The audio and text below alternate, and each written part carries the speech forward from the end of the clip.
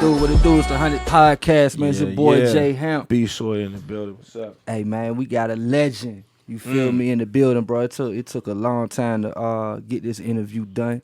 You feel me, man? But it's all love. I'm just picking with you, man. First off, man, before I even get into the introduction, let me go ahead and say this, man. First off, I know what this interview means. Yes. You feel me? I know you don't sit down with people like that. No. Right. So just off the strength of you giving us your time, man, humbly, thank you. Thank you. Feel me? No For letting us in here. Absolutely.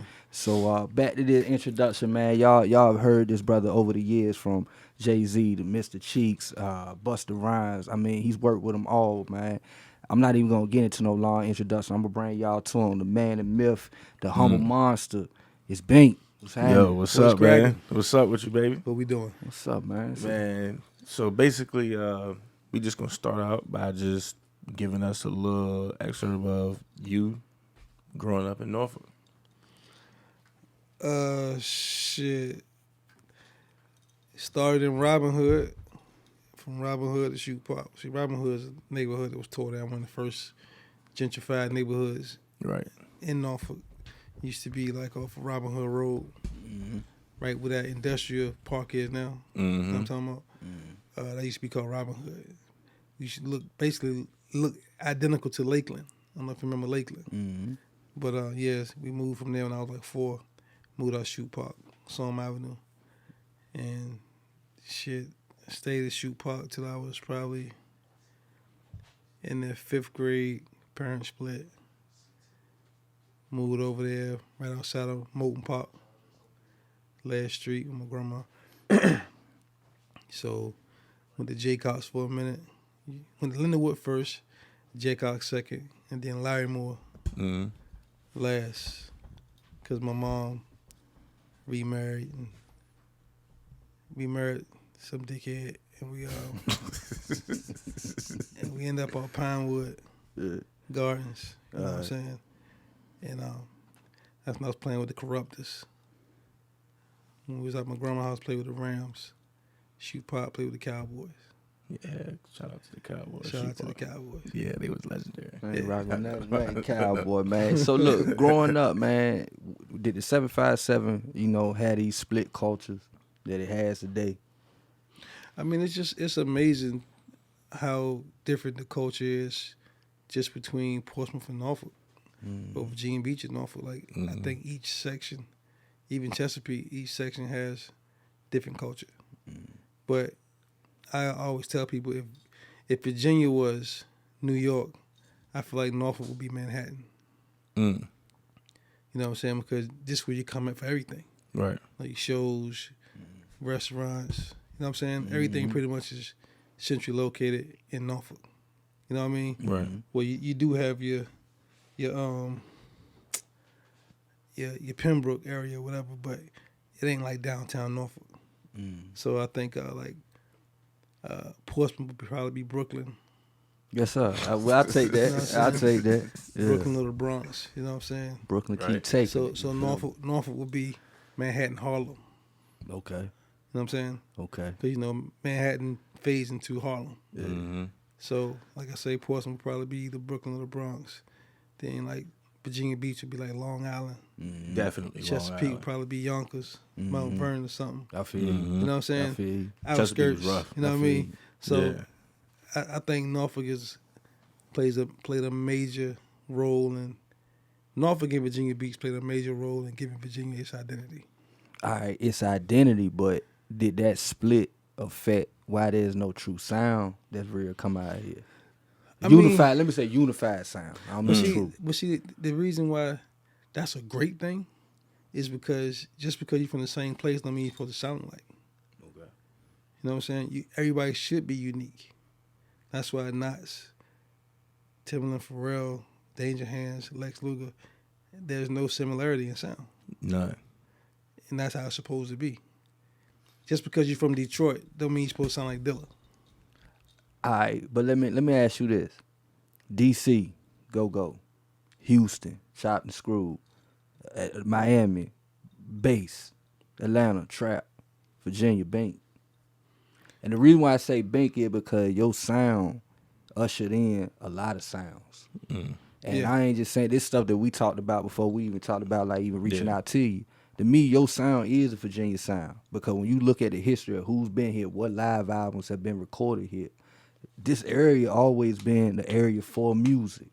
You feel me? The sound that you bring, man, it's like it's natural, it's real. You feel me? I mean, I think a lot of us don't understand the culture that was before us. Like, we're not even understanding why you see so many closed down theaters. You know what I'm saying? Because of what the culture was here one time. Like, a lot of people came here to get their band. You know, a lot of artists, huge artists, will come here. Like, people understand Marvin Gaye's MD, his guitar player, is from Portsmouth. He just moved back here a few years ago. Wow. You know what I'm saying? So Church Street was our 125th Street. Word. Like, people don't understand the history. So there's no coincidence that all of us are doing what we're doing. It's in the air. It's in the water. You know what I'm saying? Like, literally. So who inspired you to get into the production game? I know you said you were a DJ at first. So who inspired you to take that route? I mean, it started, with my mom first and my dad. You know, I think the influences your parents have on you is huge to how your ears are. Right. So having a mother that was super, gospel In the church, right? in the church, and then my dad was super soulful. Yep. Listen to Crusaders, Temptations, Spinners, OJs. You know what I'm saying? So I had the best of both worlds. You know what I'm saying? And my father should have been a DJ, but he wasn't. But he had a ritual that, payday, he hit a liquor store, and then he hit Peaches. Okay. Peaches was our first record store. Okay. Which is that hair store that's right next to Broadway. Okay. See the Asian joint? That used to be called Peaches. Okay. I know exactly what you're talking about. When I was a little boy, my pops would hit Peaches every Friday. And hit the liquor store and then come to his crib, and 4 or 5 of his friends would come over with a bottle, and they would let the album play from start to finish. Super loud and basically critiquing it, talking over top the goddamn music. You know what I'm saying? But they would vibe out to the whole album. And so I got used to that. Just listening to the tunes, let them vibing out to the OJs, like I said, Temptations, Crusaders, So what age is this for you? What age? Yeah. Oh man, like my whole childhood. Like my dad worked at Sears and Roebuck. See, my father was he came into the game as a delivery guy. You see what I'm saying? But in that era, introduced the microwave and shit like that. So it was a new technology coming in the game where Sears was like, okay, we can either hire somebody that's qualified and have to pay these niggas top dollar, or give our delivery guys an option to go learn and just get them a raise and do it. So my pops was one of those guys that say, yeah, I'll go learn. And he just had to go to Richmond, take class and learn how to fix washers, dryers, and microwaves. Shit like that. You know what I mean? So, yeah, man. So that's how he ended up working for Sears and Roebuck until he retired. He went to HVAC. But that was pretty much, like I say, my entire childhood was my mother going to church, cleaning up like on Saturdays with James Cleveland, Texas Mass Choir, like just blasting while she cleaning the whole house. You know what I'm saying? So fast forward a little bit, man. You used to have this thing called the Greek picnic down here. Yeah, Greek Weekend. Greek Weekend. Talk to me about that, man. Greek Fest. Greek Fest. What was the scene like back then, man? Oh man, like I always say Virginia Beach is the poor man's Miami. You know what I'm saying? So a lot of people will come here and really get their thing off as if they was going to Miami. You know what I'm saying? Right. So it was super, just like your bike week. It's the same type of vibe. People from everywhere, all the black cities, Now, will emerge to the oceanfront. were you doing music then? No, I was in high school. Okay. You know what I'm saying? Because the last time I went, that's when the Coast Guard came. Shut it down. It went down that night. They because the police was just as usual, classic Virginia Beach fashion, just fucking with people, pulling everybody over. Anybody got a dope car, they pulling them over, getting them tickets for crazy shit, just a bunch of irrelevant, shaking niggas down basically. And we was down there hanging out, and I remember coming home. I think I probably got home maybe like 10, 11 o'clock. Took my shower, jumped into bed, turned my TV on. Goddamn Coast Guard, like just that fast in that window. Already Me coming, down there. you know what I'm saying? Like it's like people in the street throwing shit, police, and I remember guys coming to school that Monday with Swatch watches up their arm. Cause they they looted everything. Yeah, They, yeah. you know what I'm saying? And Swatches was the shit back then. Yeah. So they had Swatch watches all on both arms. The reason why I asked that, because it seemed like, man, we getting away from, like, events where, like, people could come and network, Freaknik, Greek Fest, I mean, you could thank the city Jack for the that. Rapper. You could thank the city for that. The city would shut all that stuff down. Like the last time we had a Greek weekend here, the city act like they didn't know what was going to happen. Yeah. So they didn't send the proper police on purpose, Yeah. just to allow it to. That happen. Mm-hmm. You see what I'm saying? And of course it did what ignorant motherfuckers do. They don't see a police presence. Yeah. Yeah. And I'm then with they can sit back and be like, see what I'm saying? See what they doing. Right. See what I'm saying? See, this what they shouldn't have down here, Right. type of thing. You know what I'm saying? Where I think with anything, any type of function without the right police presence, It's doomed to fail yeah, anyway. it's doomed to fail anyway. Right. So I just feel like that was pretty much premeditated. So when you made your mind to get into music and start doing this seriously, like, what was the first drum machine that you bought? I guess the funny thing about me was I always had drum machines come in my life at certain points. There wasn't mine Okay. that somebody would let me use, Yeah. borrow for a little while. Just, Mm-hmm. But I would always know how to work it better than them, and it was they shit. So it was a joint I had called a Sonic. Can't remember, it was black and it had these 3 gray pads on top. You could play with drumsticks or you could hit it with your hands. And I used to basically just recreate all the breaking records, like, Planet Rock, Play at Your Own Risk, Mm-hmm. you know what I'm saying, Hashim, like all them type of joints, you know what I'm saying?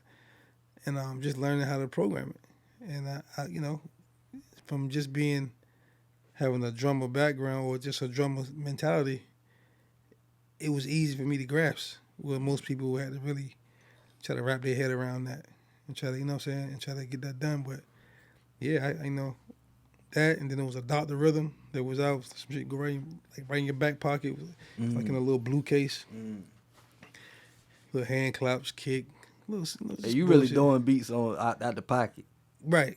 You know what I'm saying? I remember what was my dude's Destined for name? you to be a beat maker. My dude, he used to stay right there for Lafayette Boulevard. I can't think of his name right now, but he had one.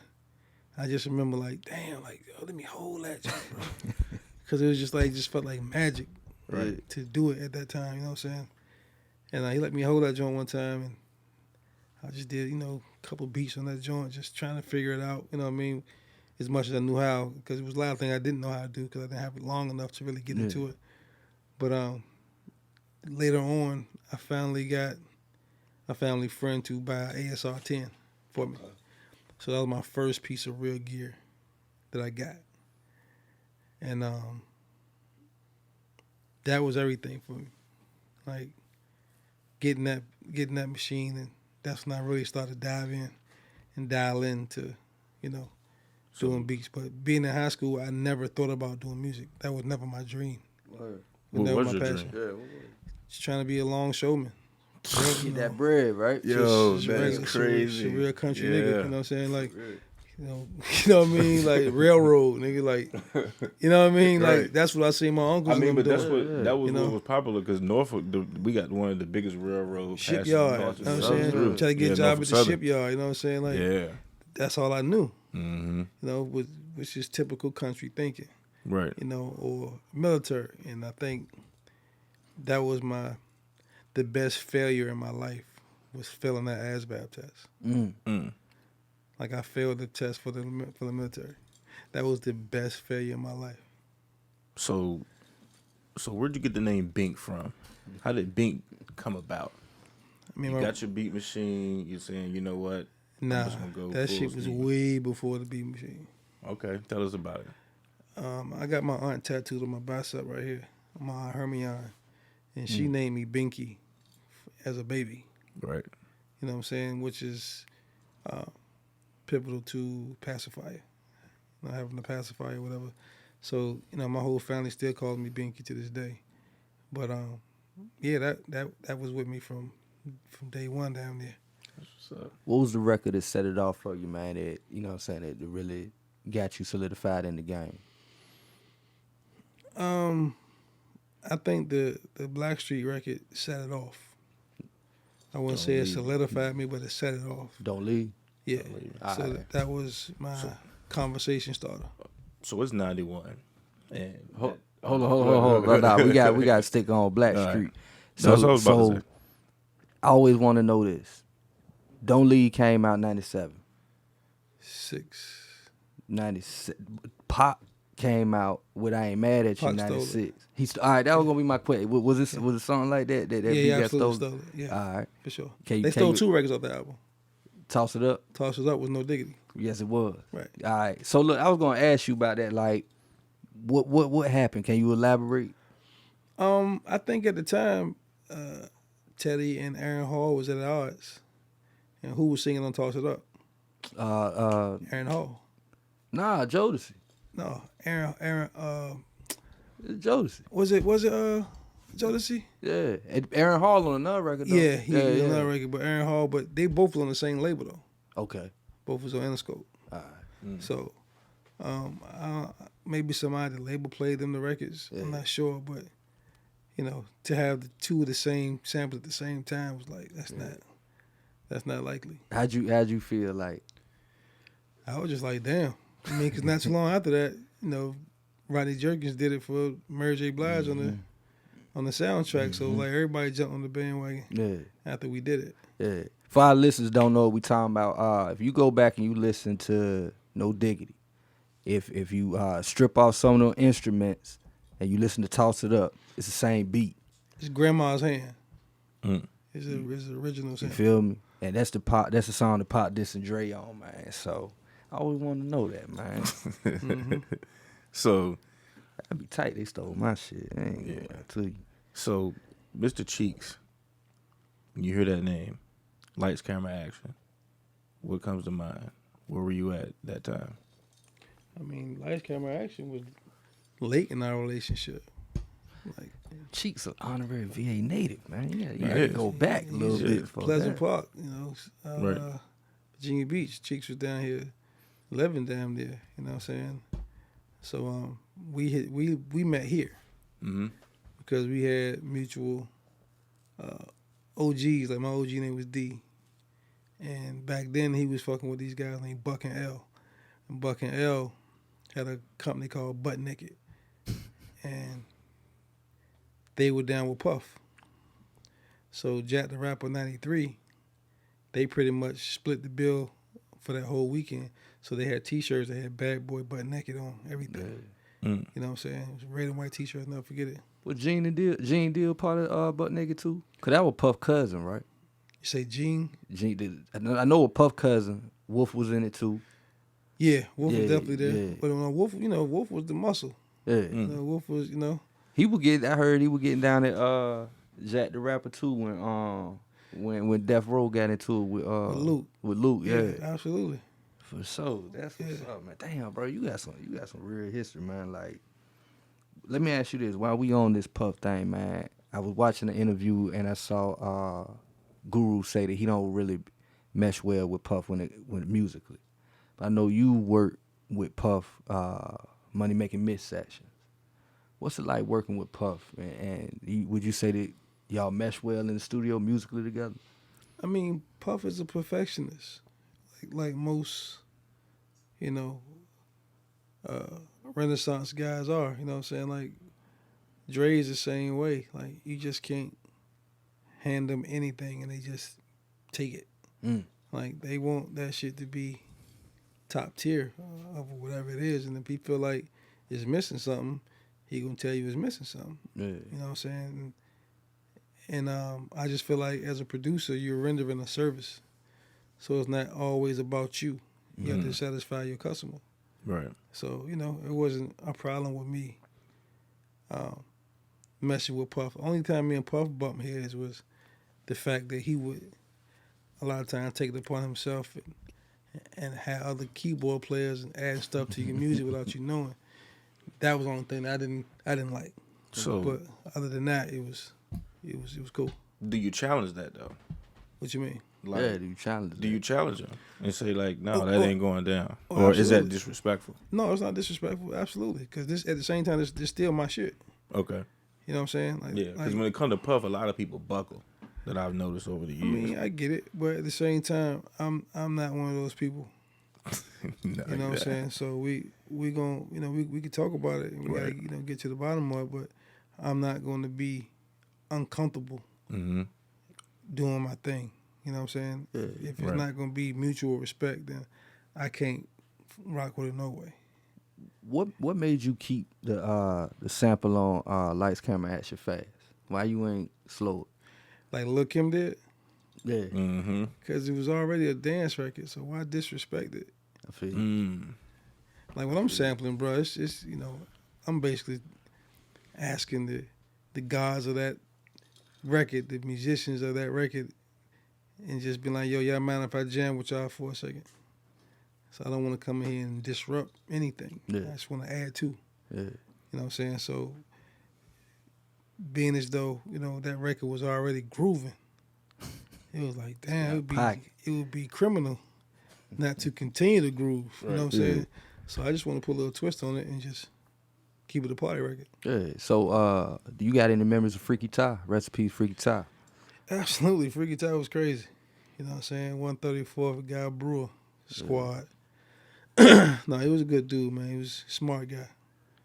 Smart dude. Very meticulous about his business. Man, Lost Boys, Busta Rhymes, my first album first tape I ever bought, because it didn't have a parental advisory stick on it. That's what mama wouldn't let him get no parental You feel me? advisory stick on it. And Lost Boys, same deal. You feel me? That number 2. You know what I'm saying? So them two was important to me as far as hip hop. You know what I'm saying? Right. You work with Busta. What's it like working with Busta, man? Cause that dude, his vocabulary, his syncopation. Crazy. You feel me? His delivery. I don't think there's nobody that's out there talented like that when it comes to delivery except Kendrick. That can challenge delivery. Busta is another perfectionist. You know what I'm saying? He's very meticulous, and he pretty much knows how he wants to be portrayed on his music. You know what I'm saying? So he's hands-on as well. But one of a kind as far as the talent is concerned. You know what I'm saying? One of a kind. Love the joke. We Jones a lot when we in the Big same dude room. too. Yeah, big dude. But we go at each other real serious on the joke side. Some funny moments. Yeah.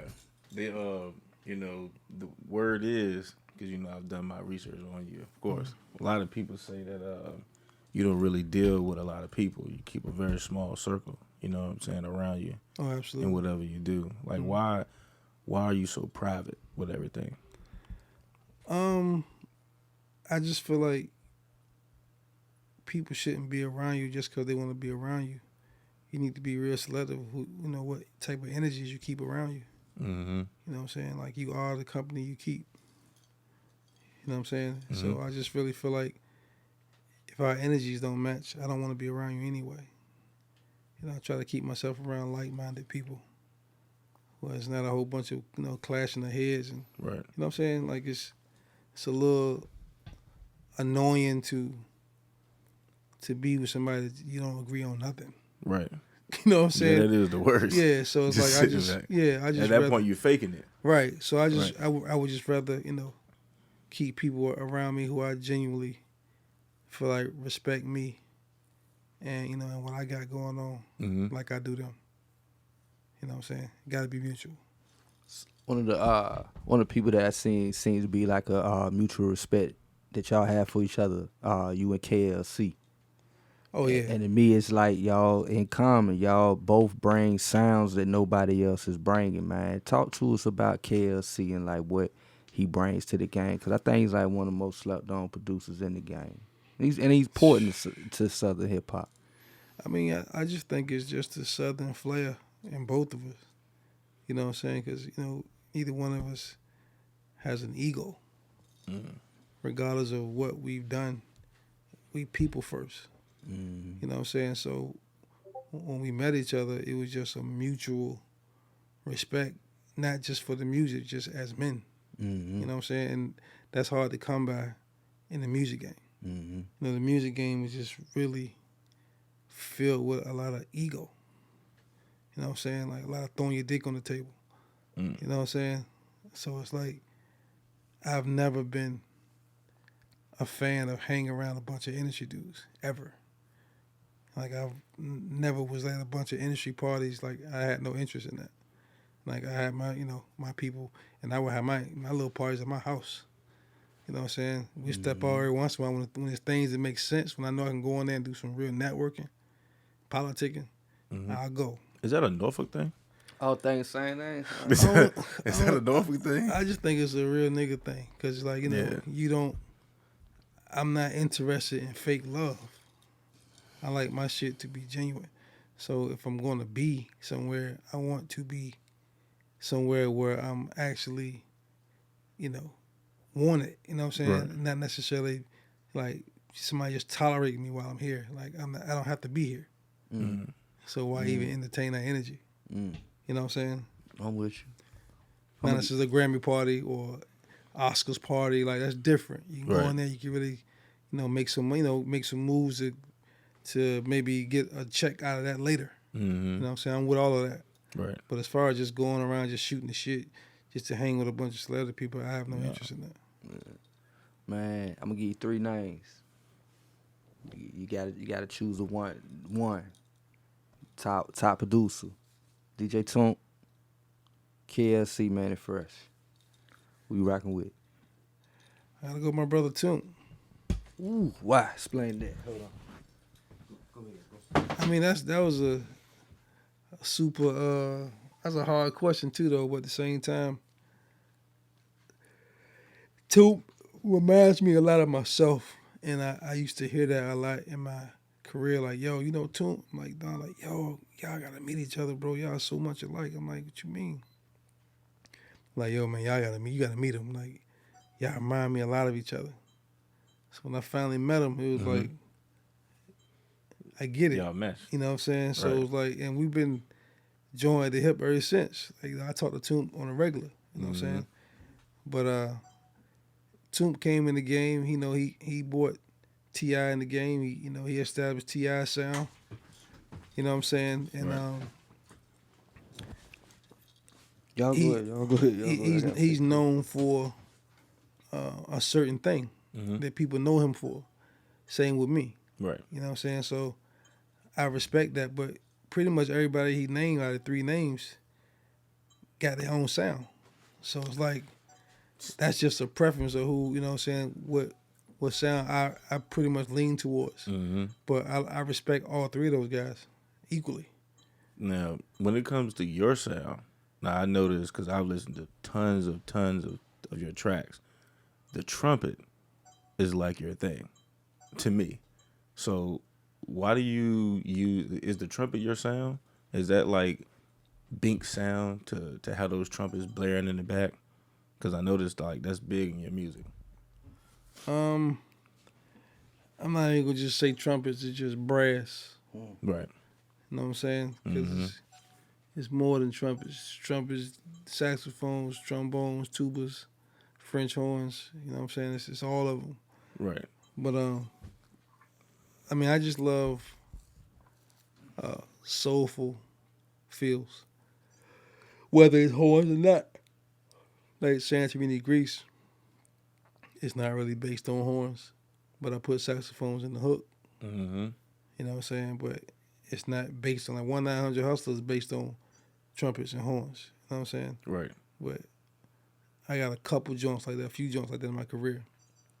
But I don't think it's necessarily primarily all horns in my sound.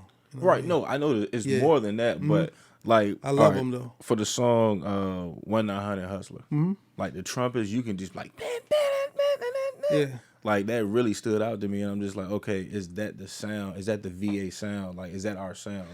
That's what I'm trying to say. Is like that's Bink sound. It's not me. Right. Okay. That's your. But you. I mean, but if you think about it, you technically are. That's the humble monster Yeah. right there. I'm It saying, is. He said definitely. that Bink said he put his stamp on it at It the same is. time. Yeah, It like is. I said, like I didn't get that sound from Virginia.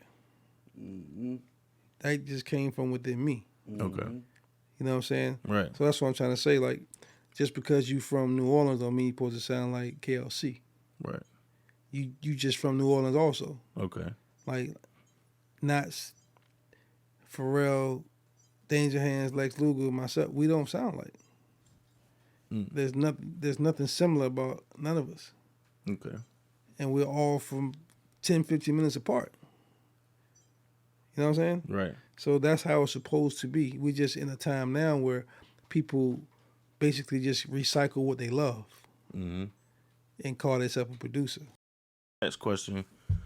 Kanye West. Kanye West used to come down, sit in the studio with you. What was that like, seeing the young Kanye West as opposed to, you know, how he is now? I mean, Kanye always was like this.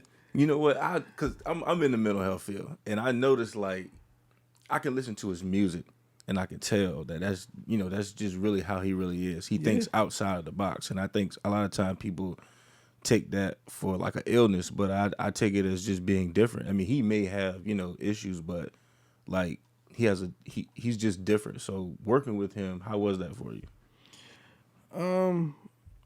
We all had, I mean, we both has always had a mutual respect for each other. Like, I was in the game 3 years before Ye. Yep, that's true. So when he came in the game, like, he kind of like leaned on me a little bit just to ask me for, you know, some advice sonically, you know, just what he should do, what type of musician should he add, or, you know, things he should do that he could do with the record, just options. So he would call and pick my brain about stuff like that. You know, he even caught the bus to my crib one time in Jersey, and that's the first time he rapped for me. And I was just truly impressed because normally that transition isn't smooth to go from a producer to a rapper. That's Right. normally not a smooth transition. Did you ever have the talent to write? Absolutely. I mean, I do write. You know what I'm saying? I just never really wanted to be out front.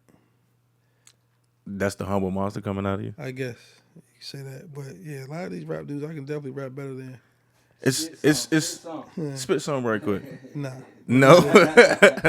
But like it's so crazy. Your catalog is so long. Like, I can go on and on about all of your music, and it's just like you're so humble. It's like you sitting down. It's like, yeah, I made this stuff. I mean, I won Grammys. I'm good.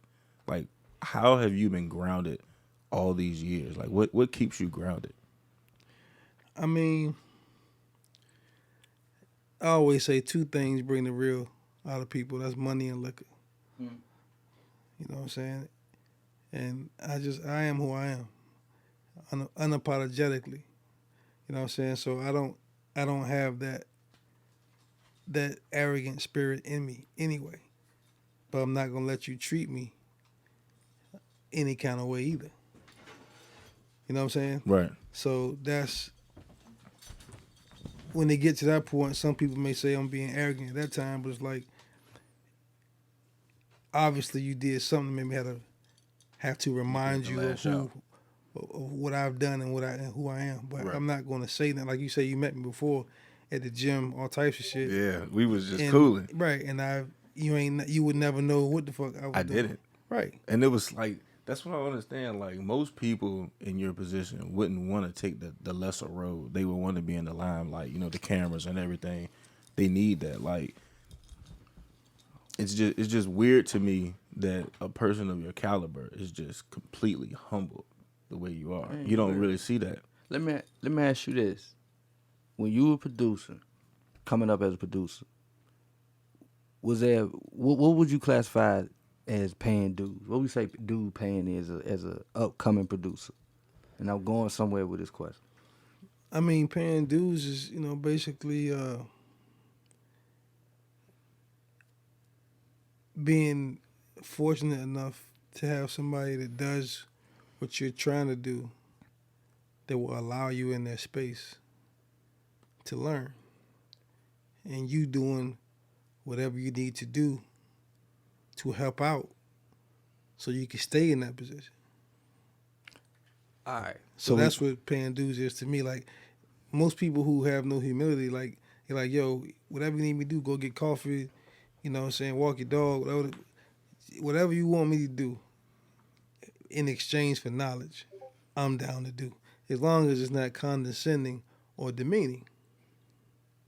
You know what I'm saying? Mm-hmm. But some people got too much of an ego with nothing. All right. So when you look at producers like Johnny J, Sam Snead, DJ Quick, Daz, who have done work for other producer, but that bigger name producer gets the credit. Mm-hmm. Is that right? Or is that paying the dues? Is the knowledge being gained worth giving up the credit? I wouldn't say it was right. I wouldn't give somebody a pass for taking your credit for something that you've done in no circumstance.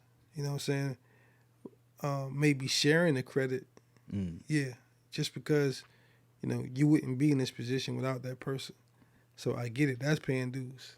That's saying, okay, boom, if you can get me to Beyonce, and you can facilitate something with me and Beyonce, then I have no problem cutting you in on something because you earned that. Yeah, you know what I'm saying? Because I couldn't do this without you. Right. You know what I'm saying? Yeah. So, yeah, like a lot of people feel like you gotta allow somebody to rob you to get on, and that's bullshit. Yeah. One of my favorite producers, bro, DJ Quick, and one of the reasons why he one of my favorite because it sounds so clean. It's cold, like the analog board that he uses, the instruments that he uses. Number one, you know what I'm saying? What's your thoughts on Quick? Have you ever worked on Quick? Number two, what's your thoughts on analog versus digital? Oh, analog, hands down. That's nothing to think about. You think about it? Quick is a super talented guy, man. Multi-talented guy. I had the pleasure of meeting him a few times, and yeah, he's a mad scientist. Yeah. With his shit as well, Yeah. Producer, rapper / engineer. Yeah. So he's mixing a lot these days. And him and Scarface had a collab going. Scarface playing the guitar now. That's crazy. Yeah, you feel me? Him and Quick, man, bro. I'm looking forward to that one. Go ahead. Like you about to hit something. Yeah, I got them ready. Go ahead, So, man. 'Cause we got to wrap it speed up. this up and got down. You know what I'm saying? Hype this shit up a little bit. Butterfly gone now. Let's get into this shit. All right, so real. my question is, when you was making the song 1900 Hustle, when you was in the room with all the heavy hitters, what was the atmosphere like for you coming from VA?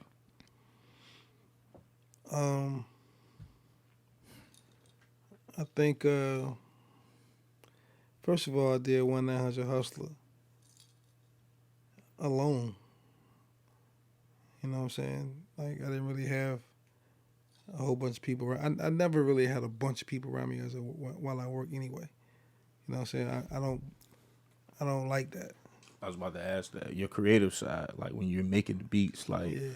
is the studio packed? Is everybody around? Or you just completely, this is it? It's just me and my dudes, if that. That's what it should be. You know what I'm saying? Like, I don't. One thing I hate when I'm working and somebody asks me 100 goddamn questions. Like, leave me alone. Okay. You know what I'm saying? Allow me to work. You know what I'm saying? Because it's like, this ain't the time to be going to school. Like, especially even if you're an intern, it's like you can learn a lot just by looking and watching and listening. Like, I don't need you to explain a lot of shit to me. Just if you allow me to watch the process. You know what I'm saying? Mm-hmm. Like, you should get it from that point. But it's always a time and place for everything. You can come back later and be like, yo, when you did X, Y, and Z, why did you do that? Right. But don't ask somebody while they're in the heat. When you in the lab. When you in the moment, like going through it, like that takes people out of their vibe. Okay. Like they don't want to be drilled while they creating. Now you know what I'm saying? You're pulling them away from their vibe.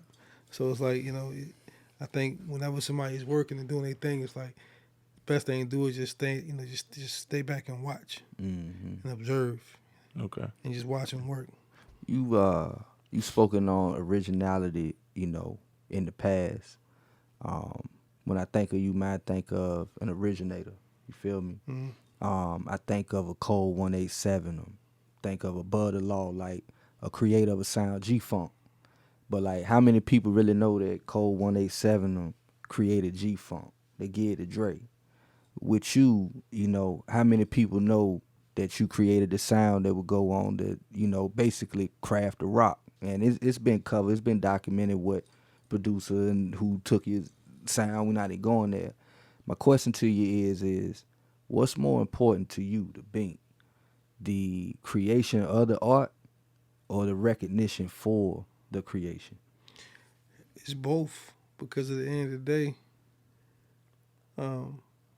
if you don't establish what you brought to the table, it'll just get lost in translation and somebody else gonna take the credit for it. Like we're in a weird space musically right now. Like young people have picked up a lot of bad habits. Social media? No, it's just, corporate America. Corporate America, they turn everything into X's and O's. Mm-hmm. You know what I'm saying? And it ain't about that all the time. Like you can't, like if you go to YouTube, you'll see YouTube videos that say how to make a beat like Dilla. You can't. You can never make it that like man it. chop. Right. But my thing is, why would you want to? Is my question. Why would you want to? Why would you want to sound like Dilla? Like, if I play somebody some music and the first thing they say is, it's remind me of Dilla, I'm offended. Like, I don't want nobody to listen to my music and associate it to anything outside of myself. Other than, he's dope just like Dilla. Or he's dope just like Quincy Jones or some shit like that, I can take. Mm-hmm. But if somebody's saying, oh, yes, this remind me of Pharrell. Scratch that. Like, I don't, you know what I'm saying? But Right. that, today, people do that. That's why you got your Drake type beats. And you know what I'm saying? Like, that's why you got that. You're basically saying, I'm sounding like the guy who did a Drake record. Guilty. I ain't gonna lie, I got some shit in my right there. You say Lil Baby on, you know what I'm saying? You know Lil what I'm Baby saying? tape track. So it's like, but at the end of the day, though, to your defense, everybody sounds like somebody when you first come in the game. We all mimic somebody because you're learning. But it's important to understand, to tell yourself that you can't stay here. Like, I can't stay here. I have to find myself eventually. So you're constantly evolving. Yeah, and it's very important to acknowledge that you're sounding like whoever you're sounding like. Get that credit. You see what I'm saying? Right. Like, definitely get the credit, because you can't sit here and sound like Southside or sound like Lex Luger or 808 Mafia, whoever the fuck, and then you say, yeah, this is my sound. Like, no, nigga, this is the sound you chose to rock with. So speaking of sound, I know it's already been talked about, the issue that you had with Joe Budden. Like, have y'all ever cleared that up? Like, have y'all ever spoke about it? That's super behind us. Like, me and Joe go back and forth through text now. No, I was doing my research. I ain't never heard you talk about it before after, the incident happened. No, it's just like, around 2005, 2006, that's when the pivot came musically, and that's when a lot of artists started rocking producers to sleep with the mixtape talk. You know what I'm saying? And they'd be like, oh, no, we ain't really, ain't no budget, it's just a mixtape. It's just a mixtape. And then a lot of us would just get them beats for free because we thinking it's just something they throwing out. But yet, the mixtape was on all platforms. That's an album. Right. You know what I'm saying? So they would throw your songs out on albums and get bread and don't throw you nothing back in return. So it's like, where they do that at? Touring. You know what I'm saying? So it's like, nigga, like, I'm not in the game to be giving you beats to make money off, and I don't make, like, who does that? Mm-hmm. So it was just a situation like that. One of my joints he had put on an album of his and never paid me. You know what I'm saying? Right. So we talked about that. You spoke against streaming platforms in the past. Then comes along a man named Nipsey Hussle. It creates a movement, Proud to Pay. How do you think that Proud to Pay kind of shook up those streaming platforms, and do you still feel that same type way about that? I mean, because kind of like he took them out, and you go direct to, you know what I'm saying, the source that's supposed to go through them. Absolutely. I mean, listen, man, streaming only makes sense to the platform. It doesn't make sense to the creators at all. You know what I'm saying? People don't understand how the business works with streaming. Spotify, you get about 4,300 per million streams, right? If you own the master. So if you got a deal, the label owns the master. The artist gets 10% of the 4,300. So it's like $400 That's terrible. for 1 million streams. But don't, if you own your own masters, you still dependent on that company to tell you how much this song is generating, right? Once again, like you don't have everything in life, bro, that really matter. We don't have the tools to argue or to challenge. Even when it come down to voting, they tell you lost, you lost. Where do we even begin to argue the numbers? You know what I'm saying? What are we gonna do? What computer? What's and where do those numbers come from? Yeah. You see what I'm saying? Yeah. So it's like, back in the day, say slaves had to pick a certain amount of weight of cotton a day, and if they didn't pick that weight, they didn't get paid. So guess what? Everybody's short. Which Using their scale, can't use your scale. So of course you short. It mean we ain't gotta pay you. You feel me? Yeah. So it's like streaming is the same thing. Like you placing our music in somebody else's system that they compute the numbers and everything, but you can't argue the numbers effectively because you can't keep up with the software and the things that are coming in. So if they tell you only got 10 million streams, then how do you say no? I don't. I actually got 13 million. Like, who the fuck is counting? And how do we count? You see what I'm saying? So we're always at the mercy of the court when it comes to things of that nature. So it's like it's just super tricky. Like what I say, is like streaming only makes sense to the platform. That's why it's better to sell out the trunk or do your own website and sell your own music on your own website, because that makes more sense. Because if you sell 25,000 CDs at $15, you getting more money than you having 10 million streams on Spotify. which You see what I'm saying? But people don't look at that. Like they concern themselves with trying to fool themselves of thinking that they got everybody. I don't care about people who just want to click on my shit to see what it sound like. I care about my fan. My true fan, somebody who's really gonna buy my t-shirt, buy my hat, come to my signing party, like shit like that. That's your fans. Everybody else just going through the internet. Let me click on this nigga shit, see what he sound like. Not really caring. You know what I'm saying? So if I lose them type dudes, I don't care. because they're not really in full support of my movement anyway. Right, The whole conglomerate. You see what I'm saying? Right. Well, most people be like, well, if I'm not on Spotify, then how I supposed to, I can't blow. Yeah, you can. But you got to understand what your numbers are. If you got 15,000 fans, you got 1,500 fans, you got 150,000 fans, whatever your numbers are, that's your numbers. And you got to be cool with that. Mm-hmm. Whatever those numbers are. You know what I'm saying? But you're never, it's not likely to have numbers like Lil Baby and DaBaby and Drake and J. Cole. It's not normal to get that type of streaming numbers. That's not the average artist. The average artist will get, 800,000 streams, 600,000. So what you end up with, $1,500? You see what I'm saying? Yeah. Like, you feel me? Yeah. So it's just crazy that people don't see the math. And just the confidence isn't there to do what Nipsey did.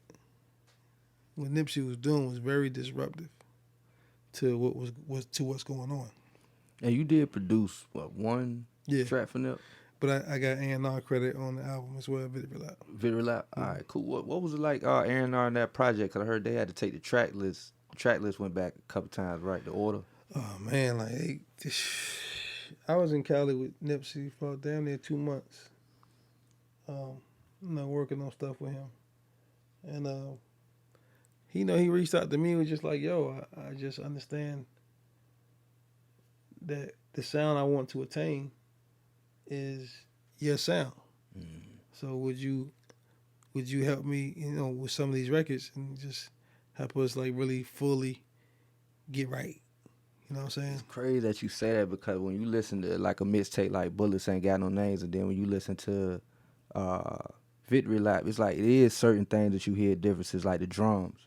It's like the lows are taken out a little bit. And I'm probably wrong, but you definitely hear a difference in the sounds in that album. And it is like somebody came in and did that. That's crazy. I never knew that you was a part of that process.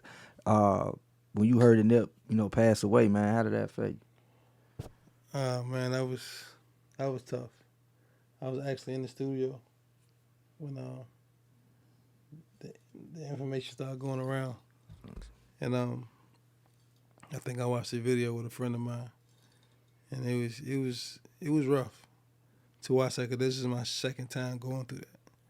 Because I had a group called Non-Brigade I had signed to me when I had to deal with Elektra Records back in the day, and my star dude got murdered the week who was mixing, so we never got a chance to come out.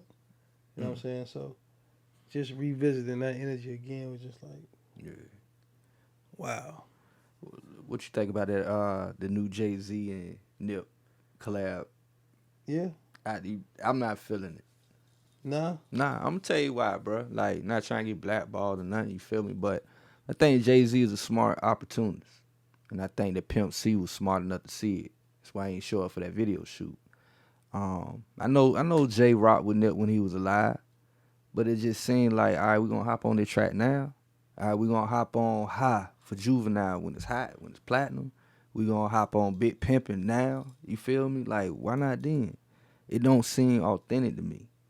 You know what I'm saying? Like, and I talked to some people out there, it don't seem authentic. They don't need. It's a good look. Well, see, that's because you're not understanding the connection. See, we playing hip-hop, we playing rock, we playing blues. I mean, hip-hop incorporates all that shit. You know what I'm saying? It's only music. It's all music. We just use different instruments. And these people standing on this stage, I put them against any band in the world. 1,500 or Nothing is Jay-Z's band. I was going to ask you about that next. You know what I'm saying? That's Jay-Z's band. They with him on the road all the time. Rance is the leader of 1,500. Rance was also overseeing Victory Lap. Mm-hmm. So that's how you connect the dots. That's how you connect it. Mm-hmm. Yeah. You see what I'm saying? So Jay was already, like you said, in support of Nipsey. That's why when Nipsey was selling the $100 CD, he bought a few. Mm-hmm. Just like, I respect what you're doing type of thing. You know what I'm saying? So, and that's how he ended up at Rock Nation later. See what I'm saying? So I think Jay ultimately respected Nip as a businessman anyway. And musically, it's like when you're trying to get at people that's on the top of the hill, like they ain't got to prove themselves to you. You got to prove yourself to them. So you got to do something that's going to draw them off the porch. They want to come walk with you. You got to do something spectacular. Mm-hmm. Like you ain't just getting Michael Jackson on a record. You're not just getting Beyonce on a record because y'all went to school together. It ain't happening like that. It has to. The record has to be phenomenal and worthy of her saying, you know what, I'm gonna put my brand on it. Yeah. So I just think, Nipsey got killed too fast, man. He left here too fast, and the relationship between him and Jay was already forming. Okay. You know what I'm saying? They were already communicating. You feel me? Gotcha. So that was inevitable. The next Nipsey album, Jay would have definitely been on. For sure. Nothing for to talk sure. about. For sure. You know what I'm saying? So you didn't sign the G's management, but would you sign the Rock Nation? I mean, if it makes sense, absolutely. Well, what makes sense to Bink? What's gonna take to make Bink sign? Just having access.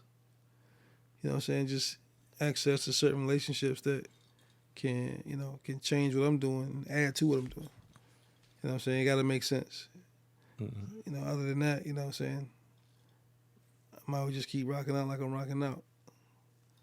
So, your relationship with Ross, and you know I'm a big Ross fan. Mm-hmm. I already told you about that. Why does Ross keep coming back? Like, what is the connection between y'all two that makes y'all continue to do work together? I mean, he just like a lot of other artists was drawn to the Blueprint sound, which is my shit. So, what Ross did was come in and duplicate what I was doing and just put another name on it, called it Maybach Music. Some of the coldest beat. You So see what I'm saying? Well, you didn't do just doing my job, did you? No. All right, okay, we ain't gonna get into that beat getting jacked by T.I. You know what I'm saying? Mm-hmm. So let me ask you this: when cause I know we ain't gonna keep up too much time. You got about 15 more minutes with us. All right. So you working with Ross, man? Why haven't we gotten that? When are we ever gonna get an album? Yes. Of you two getting in the studio together for a month, knocking this thing out, Just really and giving us that, giving us all Bink, all Ross. straight up. I mean, man, truthfully, I wish I could answer that. Can you make it happen? No, I can't. Just for the simple fact that artists are different, man. They just, not all artists, but the majority of artists, they just on their own thing.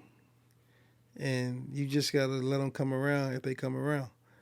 But for whatever reason, Ross doesn't understand or refuses to understand that my sound is his shit. And that he do some of his best work with me. Yeah. Yes. Yeah. So- Chantilly Grease. So with that being said, it's like you would think that he would want that to happen. But his tie to DJ Khaled, could that be? DJ Khaled, he's not a producer. Thank So you, who gives a thank fuck? you, You know thank what I'm you. saying? Like that shit. Can't wait to play this at the barbershop. That's not. It has no relevance to my shit unless he just hating on me. In the privacy of it, when they talk to each other, maybe like, don't do that shit. I don't know. Yeah. I can't say he's doing that, but Khaled don't do what I do. No. No sir, You know no what I'm sir. saying? So I wouldn't. He doesn't intimidate me at all. Who is your competition? Me? Talk that shit, man. Me? Yeah. Like, bro, I understand. For me to be as unpopular as I am, I'm one of the most influential soul beat niggas out here. There's a lot of niggas that started their career mimicking my shit to this day. That shit I did 19, 20 years ago. You know what I'm saying? And the thing is that when I say shit like that, it doesn't resonate to people who don't know music. Mm-hmm. I'm not here to teach you music. You know what I'm saying? But as long as you understand music, then you understand what I brought to the game, what I bring to the table, and you know what wasn't here prior to me. Mm. Like you can't name another beat like 1-900 Hustler before 1-900 Hustler. You can't. You feel me? Yeah. So it's like it's just what it is. You know what I'm saying? But that's been the story of my career. So look, man, I noticed that you work with Prodigy on HNIC, Mm-hmm. and it's a gap between you work with him again. Was the issues between him and Jay affecting that? Because I know at the time you were doing work on Dynasty as well. No, actually, I did something with P first, Okay. twice, Okay. before Hove. I did a record called "It Ain't Where You're From Is Where You At" with P and Coogee Rap. Okay. You know Damn. what I'm saying? Okay. All right. You know what I'm saying? He talked about that one in the book. I didn't know you produced that. Yeah. Mm-hmm. I produced that joint first with him. And then I did HNIC. Yeah. And then after HNIC, then Dynasty came or whatever. Yeah. But, I mean, that affected me working with Nas for sure. Okay. You know, I always was a Nas fan. Mm. But, you know, you can't be out here looking like double agent. Yeah. You know what I'm saying? You over here hanging with Nas and then go to the Jay-Z session. Like, But you know the irony of that is that they say that Nas picks bad beats. yeah, that's just Achilles' heel. He can never work with you. That's a good point, but I'm just saying, but when you pay attention to Nas's career, Nas only listens to certain people at a time. Mm. Like in the beginning, like Salaam Remy, he was doing a lot of his shit. Mm. Then when he finally moved from Salaam Remy, he went with No ID. Mm. Then from No ID, Kanye to Hit Boy. Okay. You see what I'm saying? So he's a lot like me. He don't like to mess with a lot of people. Hmm. He like to keep shit, you know, close knit, small. So I get it. Like I say, I finally had a chance to meet him like 2 years ago when he came here with Mary to the amphitheater. And I had a chance to finally talk to him briefly. And he commented on the remix I did, the Echo remix I did. And he said he liked it or whatever. So I was like, it's only a matter of time. I get him. Who do you want to work with that you haven't had the chance to work with yet? Shit, 3 Stacks. Mm. He gonna make you take the drums out the out the first 16. That was him and Pimp C. He said, man, he took drums off my beat, man. You know what I'm saying? God damn. Yeah, he Andre Cole, man. Cole. So I would definitely, he definitely on my bucket list. You know what I'm saying? Another J. Cole. I want to do a joint solely with J. Cole as well. Heard it was a session out here in Norfolk one time. Yeah, he came to my spot. Mm-hmm. Yeah, man. I got ears around here, man. Yeah, You know what I'm saying? Yeah, he came to my spot. We hung out and played some beats. I actually cut a verse on a joint while he was there. And Drake again. Scarface. Scarface and Cole. Yeah, You got a J. Cole album. I like the baby. I like Lil Baby. You know what I'm saying? It's just that the bar is really low. Yeah. When it comes to music. I mean, well, as far as talent, people think it's talent. Yeah. It's just Is it all the, over is the it place. the younger generation? The younger generation is retarded. Like they like the shit that they think is insane is like, bruh, I can do that. Right. And I don't even call myself a singer or a rapper for real. Like if I could beat you doing it, you definitely not that good at it. Who are your top 5 artists right now? Shit. That's a good question. And the crazy shit is I be forgetting these dudes' names. Like, I like Roddy Ricch a lot. Okay. All right. You Mm-hmm. know what I'm saying? I like the baby, Lil Baby. I like YBN Cordae. I like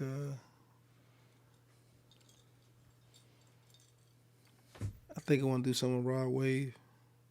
He You know what I'm depressing, saying? man. Super depressing. That's why I want to try to do something with him. Yeah, he always Like, talking about a struggle. Talk about some pretty colors for a change. Yeah, Just get away from the blacks and the grays and shit. I feel you, man. You know what I'm saying? Yeah. So I got a couple quick questions I'm gonna throw at you. Just give me something real quick. All right. Who's the best, Biggie or Pac? It's two different animals right there. Biggie is more of a lyricist, cadence. Pac is just a prolific, philanthropist. Do you think Pac did too much Did too much. as far as just his street life outside of music? He peeped the weakness in the rap game. I sold it. Yeah, I mean, he everybody. I think everybody fight their demons, man. Everybody got demons, and I think Pac had them too. You know what I'm saying? So, But some of the stuff he did, he didn't really have to do though. Like I mean, fighting people in the hotel, like doing the extra stuff. I mean, you could let the shit slide, but you Right. know, at the same time, it's like some people ain't like that. You know, I see him now. I don't know next time I see him. You know, and you understand he was in his 20s. 25. 25 at the 25, time. yeah. So, Biggie 24. yeah, he's still young, bro. Right. You know what I'm saying? So, hindsight 2020. I'm sure had he survived that, he would probably today be like, yeah, that shit was stupid. Mm-hmm. Can you imagine Pop with a Twitter? Man, they be banning Pop. They'll ban him. It go on my last wrap-up questions, man. Student of the game. I feel like artists today, producers miss out because we don't have events like Jack the Rapper. I know a lot of our followers in this generation don't even know what Jack the Rapper is. We mentioned it 3 or 4 times. Can you break down what that was? Why was it important? And do you think we can ever get back to something like that in hip-hop? I think we could definitely get back. We probably had need a National Guard there, but I think it could be done. But it was very important, especially to somebody like myself, because it just gave you a chance to really, network and be around.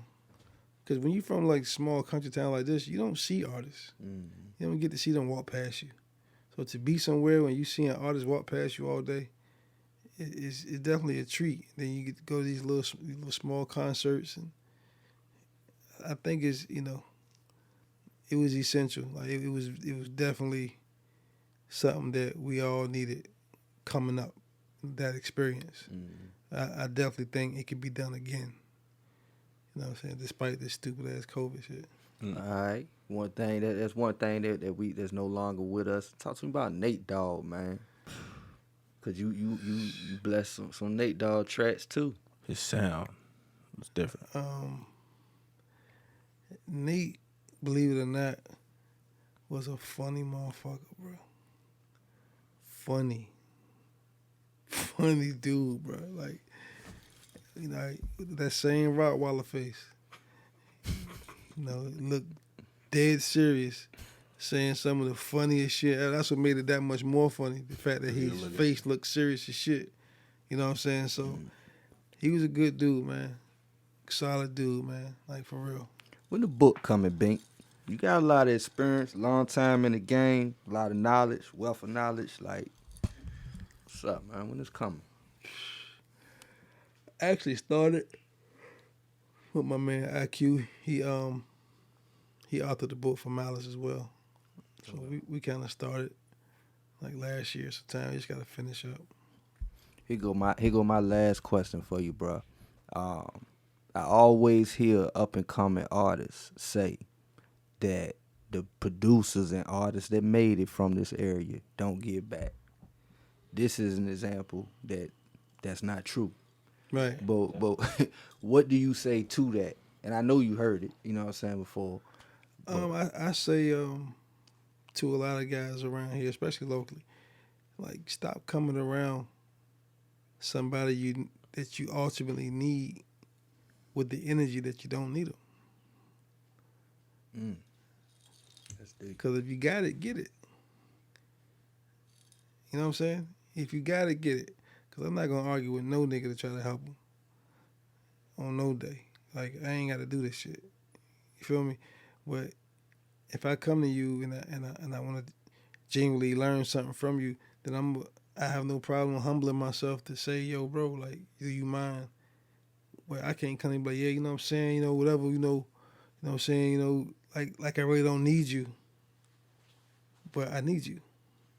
So that would be the problem with a lot of people locally. Like they just refuse to give it up to you, and you know what I'm saying, and just treat you as such. They just what they call dick ride. I ain't dick riding nobody. Like, bro, I ain't about dick riding. I was always told fair exchange is never robbery. You know what I'm saying? Mm-hmm. So as long as you keep that in mind, it's like you can go a long ways. Barter system is the shit. You know what I'm saying? Like, I live by that. I wish. Well, Bink, man, I'm going to tell you, man, thank you for all you done over the years for the game, you know what I'm saying, for the culture. Sure. Just share it with you off air, man. When I first started this years ago, my daddy gave me that article of you saying that he's from here, he made it, you can do it too. So you've inspired people to, you ain't even know, you feel me, to sit in front of you today, man. So, like I said at the beginning, bro, I know that you don't get these interviews, you know what I'm saying? Means a lot to us, bro. So, Definitely, bro. you know what I'm saying? Appreciate Tell the people, you know what I'm saying, how they can link up with you, follow you, how much them beats cost. Shit. Anything Really? locally? No, nothing locally, actually. I just for my my foundation, Humble Monster Foundation. So we like in the middle of just formulating just the school. You know what I mean? So we can start bringing some kids in and kind of like A try school to teach them like production. Mm-hmm. Because the music program is dying in all the schools. Band, music, all that. That's dope, bro. Yeah, so we we're in the process of doing it. I already wrote the curriculum. That's done. So it's just about just trying to facilitate where and how much it's gonna cost and all that type of stuff. If you looking for volunteer, bro, like I I love to help you appreciate with that. that. Absolutely, I'm gonna definitely need it. I'll definitely hold that door down. All right, man. Well, look, it's the Hunnids Podcast. You know what I'm Definitely. saying? Your boy J Hamp. Make sure that y'all log in, y'all share. What I'm fucking this Log up. in, I'm like, and we done got subscribe all to the that. channel. Yeah, man. Yeah. Get it right, man. Now, play. Make sure that y'all like, share, subscribe, man. Shout out to our sponsor at ILD Clothing on Instagram. Integrity, loyalty, discipline. So y'all stay up, y'all stay blessed, stay safe out there, man. It's the Hunnids Podcast. We out. Peace. Hunnids.